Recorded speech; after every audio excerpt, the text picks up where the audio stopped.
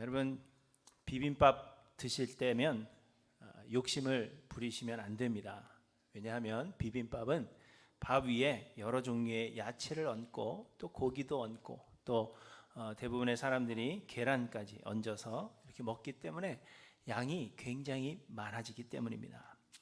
그래서 처음에 큰 대접에 밥 조금 이렇게 받으면 이거 양이 작은데 이게 얼마나 되겠어, 그렇게 생각을 합니다. 그렇지만 밥을 더 달라고 요구한다든지 야채를 너무 많이 얹으면 그 양이 불어나서 다 먹기가 쉽지 않아집니다.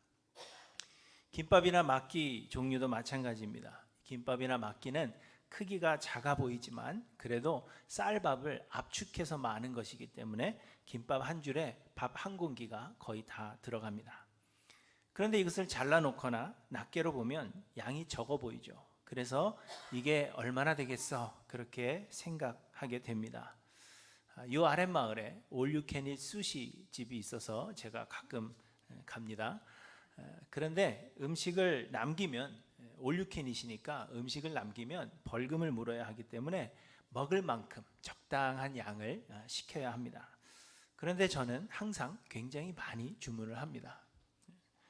왜냐하면 막기, 수시 숫자 세보면 몇 개 안 되거든요. 그래서 이렇게 몇 개 안 된다, 양이 별로 안 된다 생각하고 시키는데 항상 양이 많아져서 먹다가 처음에는 너무 맛있게 먹다가 나중에는 기쁨이 아니라 곤욕스럽게 되어서 그것을 막 꾸역꾸역 입에다 집어넣는 괴로움으로 그렇게 변하게 되는 것입니다.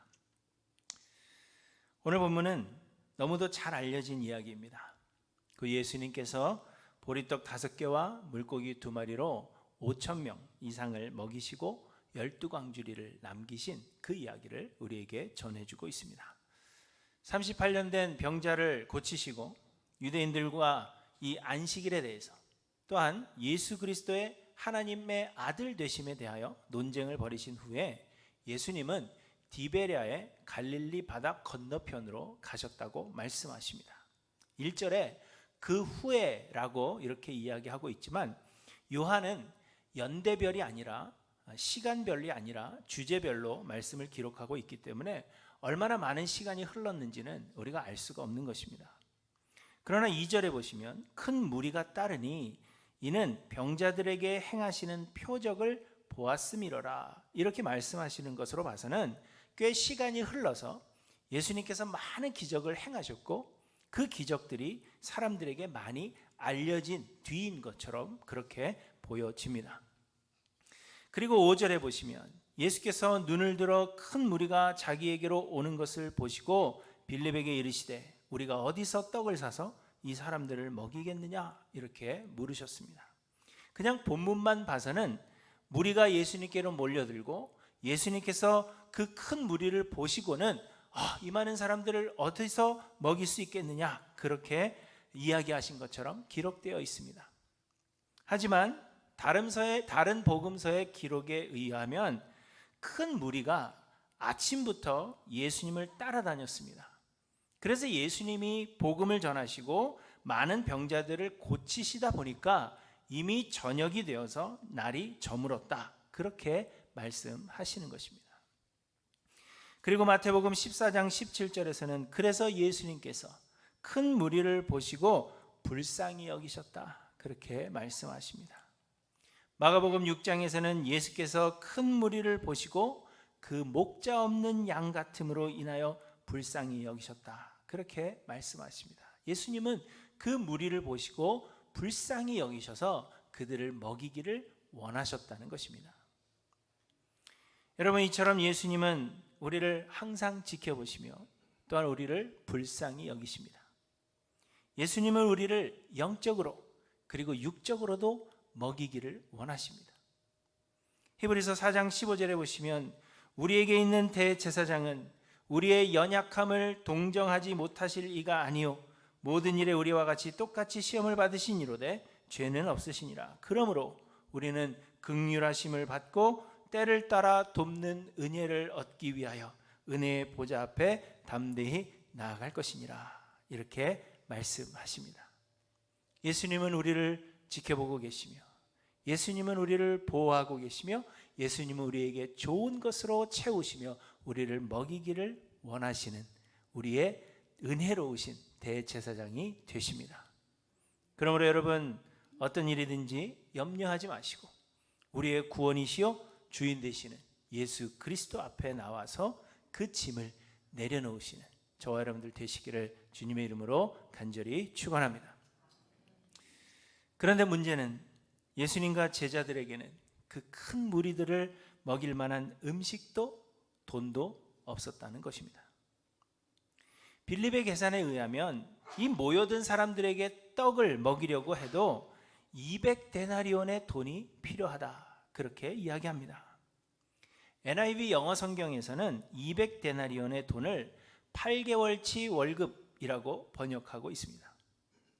당시 노동자들의 하루치 급여가 한 데나리온이었기 때문에 200데나리온이다 하면 200일치의 급여가 되는 것입니다. 그러니 예수님과 제자들이 그 많은 돈을 가지고 있을 리가 없었던 것입니다. 또한 마가복음의 기록을 보시면 이 장소는 빈 들이요 날도 저물어서 그 많은 음식을 구할 길이 없었습니다. 그래서 빌립이 이야기하고 있는 것은 예수님, 어디서 이 많은 사람들을 먹일 수 있습니까? 우리의 능력으로는 불가능합니다. 그러니까 이제 돌려보내십시오. 그렇게 이야기하는 것이죠. 그런데 그때 안드레가, 한 아이가 가지고 있던 보리떡 5개와 물고기 2마리를 가지고 나옵니다. 사람들은 이 아이의 음식을 찾아온 이 안드레의 믿음을 칭찬하지만 사실 이 말씀은 안드레의 믿음을 보여주시는 것이 결코 아닙니다.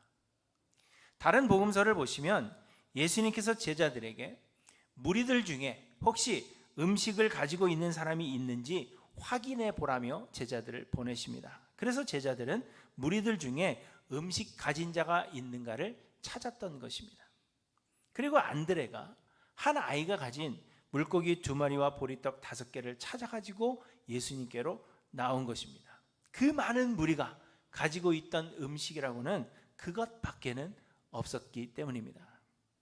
그런데 안드레는 결정적으로 오늘 본문에서 이렇게 이야기합니다. 그러나 그것이 이 많은 사람에게 얼마나 되겠사옵나이까, 이렇게 이야기합니다. 무슨 이야기예요? 택도 없습니다, 이런 얘기겠죠.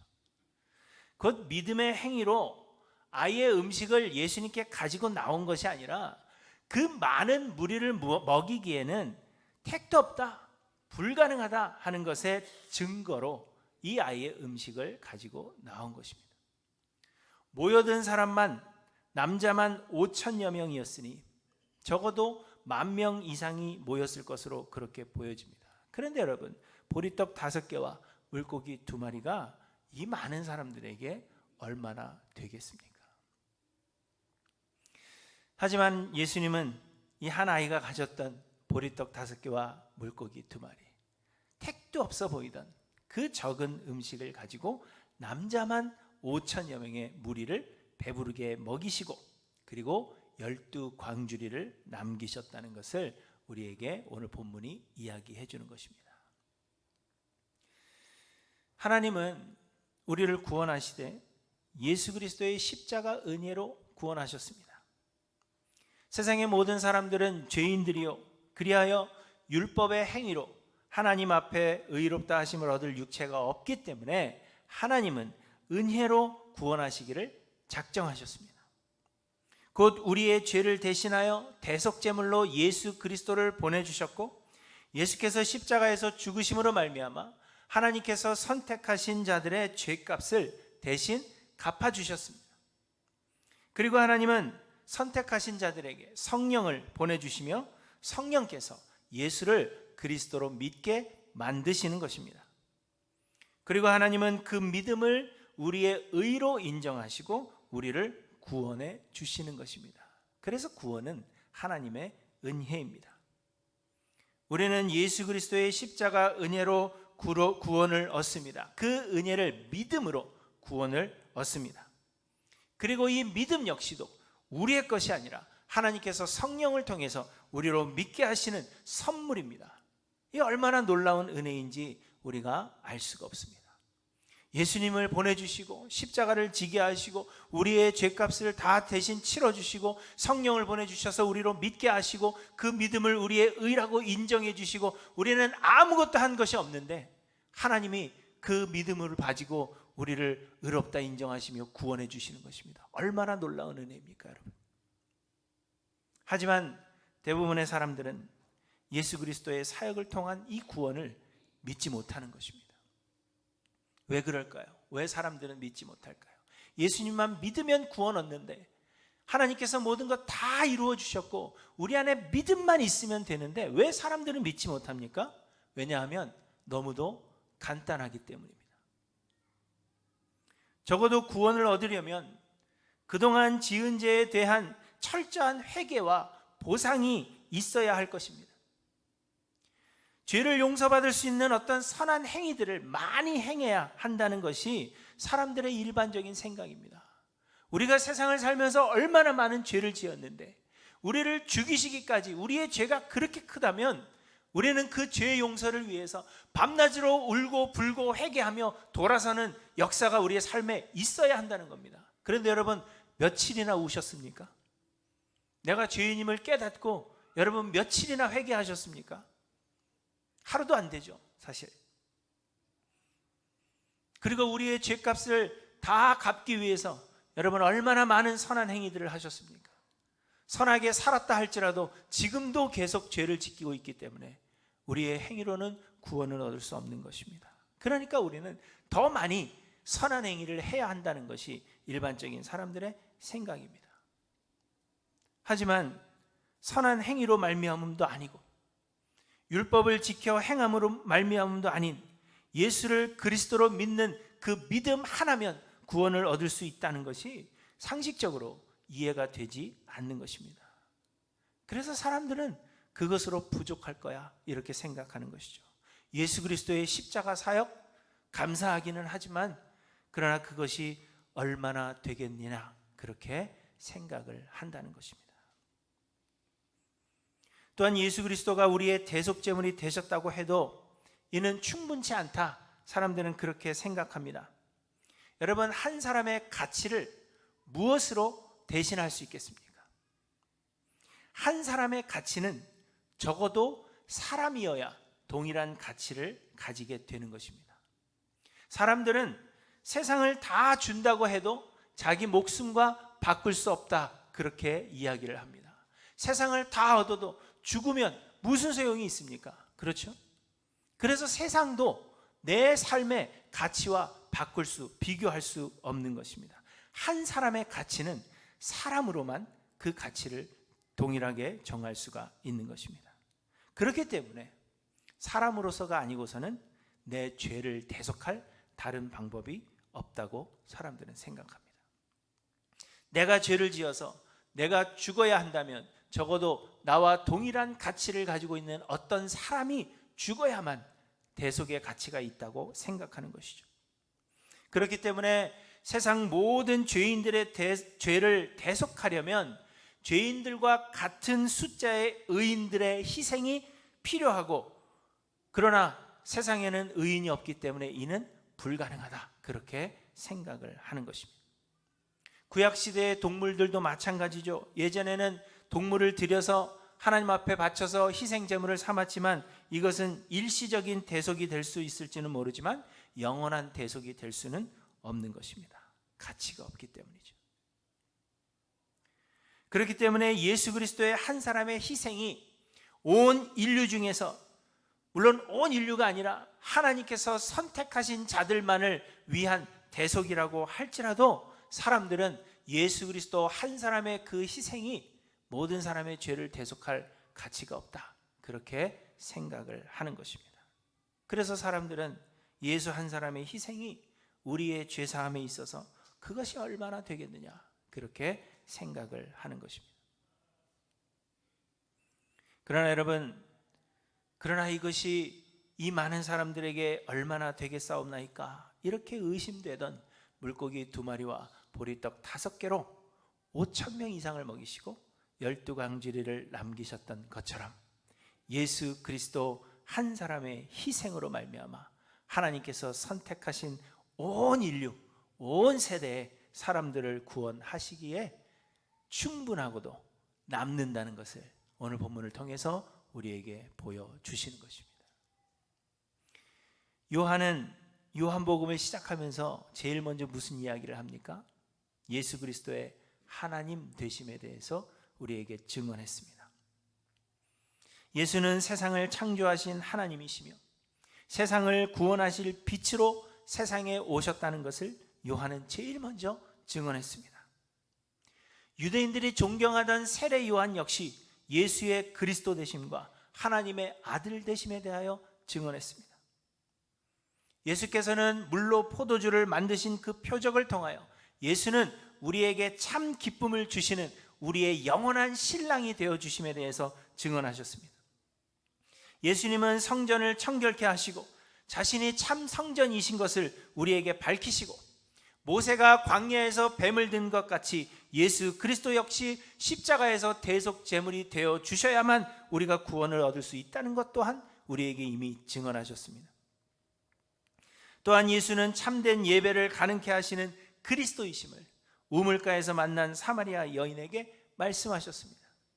그리고 바로 지난주 본문인 요한복음 5장을 통하여서는 예수는 우리에게 참 안식을 주시는 하나님의 아들 되심에 대해서 우리에게 몇 가지로 증언해 주셨습니다. 기억나시죠?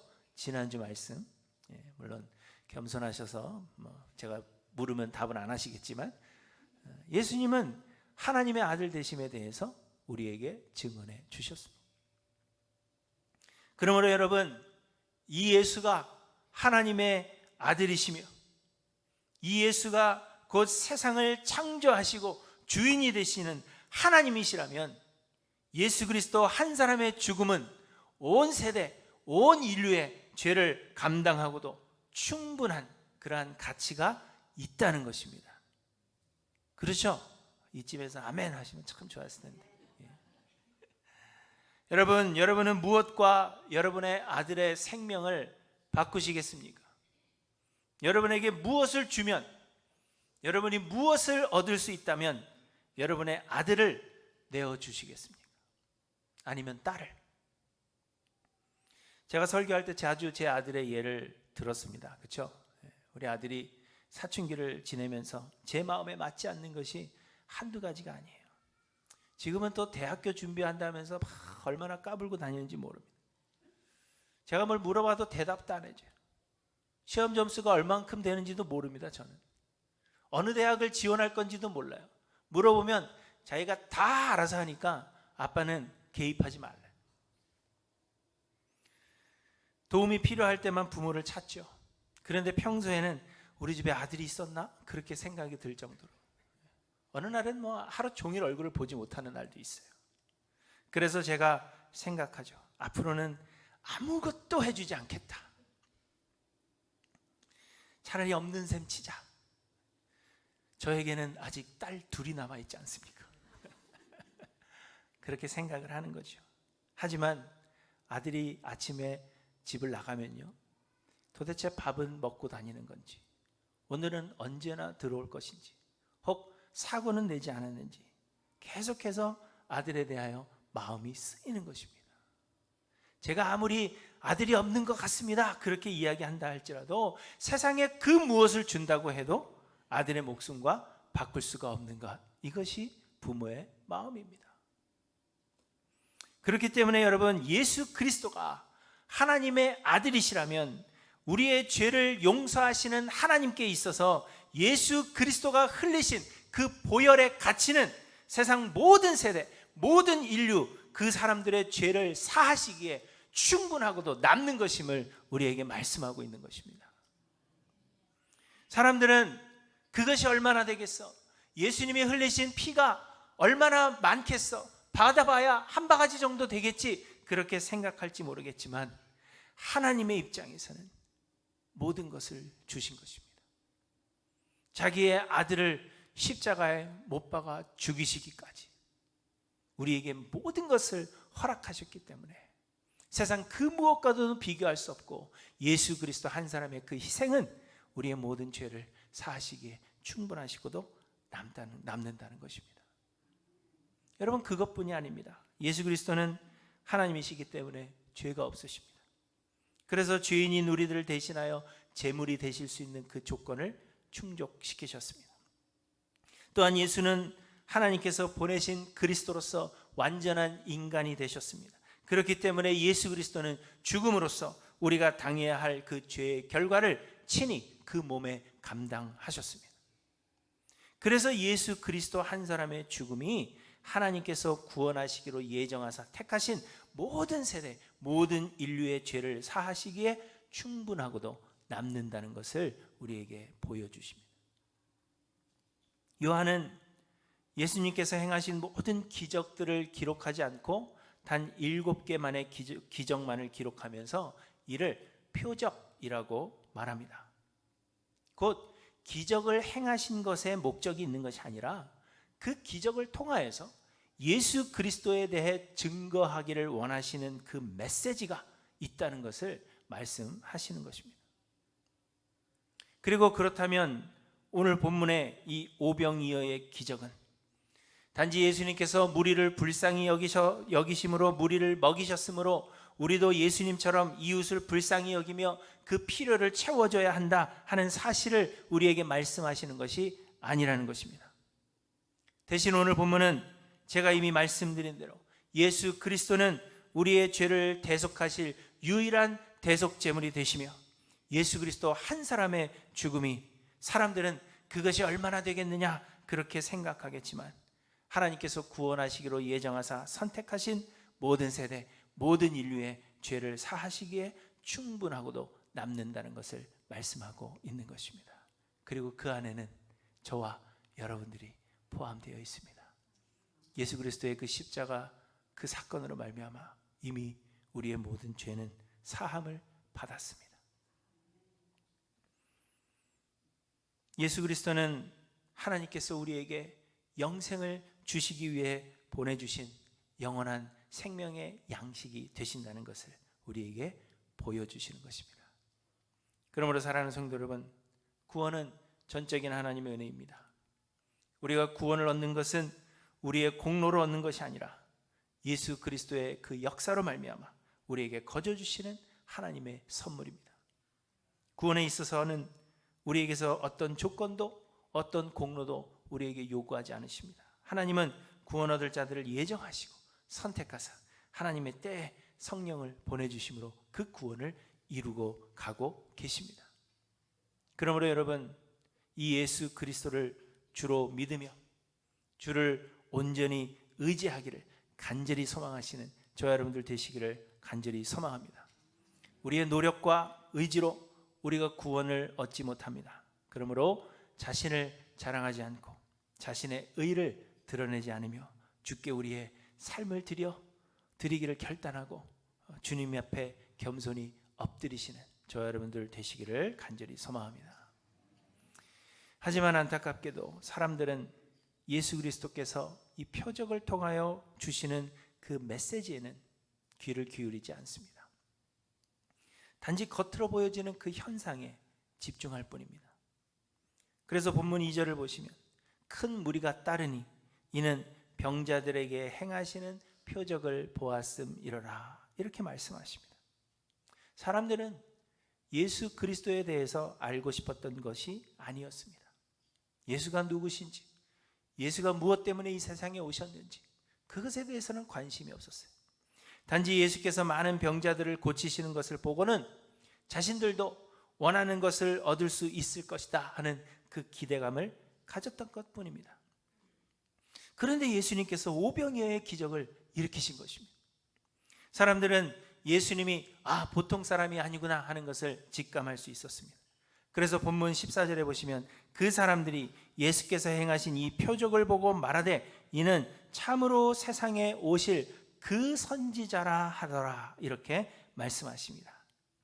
사람들은 그저 예수님 보통 사람이 아니고 많은 선지자들 중에 하나다 그렇게 생각한 것이 아니라 세상에 오실 그 선지자라고 특정지어서 생각했다는 것입니다. 그러면 그 선지자는 누굽니까? 세상에 오실 그 선지자는 신명기 18장에 예언된 선지자를 말합니다. 신명기 18장에 보시면 모세가 이스라엘 백성들에게 이렇게 이야기합니다. 내 하나님 여호와께서 너희 가운데 내 형제 중에서 너를 위하여 나와 같은 선지자 하나를 일으키시리니 너희는 그의 말을 들을지니라. 이렇게 말씀하셨습니다. 아시는 대로 이 신명기는 이스라엘 백성들이 이제 막 가나안 땅에 입성하기 전, 곧 모세가 모압 땅에서 죽음을 앞두고 이스라엘 백성들을 걱정하면서 이스라엘 백성들에게 다시 주신 하나님의 말씀입니다.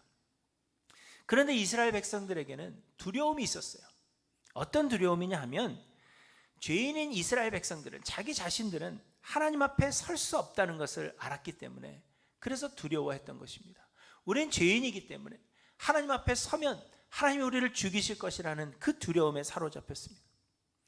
그래서 모세가 시내산에 올라갔을 때 모세에게 부탁하죠. 우리가 하나님을 직접 대면하는 일이 없도록 해달라. 그렇게 모세에게 부탁을 한 것입니다. 그래서 이스라엘 백성들은 산 밑에 남아있고 모세만 산 위에 올라가게 되죠. 그런데 이제 모세가 죽게 되면 어떻게 되는 거예요? 본인들이 직접 대면하여 하나님을 만나야 되는데 그러면 죽을 것이라는 두려움이 있었습니다. 그래서 모세가 이야기합니다. 모세가 죽더라도 하나님께서 모세와 같은 선지자 하나를 일으키실 것임을 약속하셨던 것입니다. 그래서 이스라엘 사람들은 모세가 예언한 그 선지자를 기다렸는데 오늘 본문에서 예수님이 바로 그 선지자구나 그렇게 생각했다는 것입니다. 그러나 메시아로서 그리스도로서의 예수를 생각한 것이 아니죠. 모세가 하늘에서 만나를 내리게 했는데 예수님의 오병이어의 기적이 모세처럼 만나를 내리는 기적처럼 보여졌던 것입니다. 그래서 사람들은 생각합니다. 예수님이 유대인의 왕이 되신다면 더 이상 먹을 걱정은 할 필요가 없겠구나. 그런 생각에 이르게 되죠. 그래서 사람들은 예수님을 임금 삼기를 원했다는 것을 본문이 이야기해 줍니다. 얼마나 좋겠어요.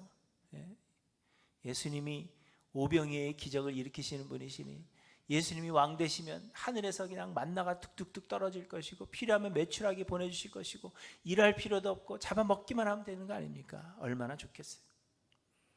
그러나 예수님은 정치적인 왕으로 세상에 오신 것이 아니셨기 때문에 혼자 산으로 가셨다고 이야기합니다. 본문 15절에 보시면 그러므로 예수께서 그들이 와서 자기를 억지로 붙들어 임금 삼으려는 줄 아시고 다시 혼자 산으로 떠나가시니라 이렇게 말씀하신 것입니다.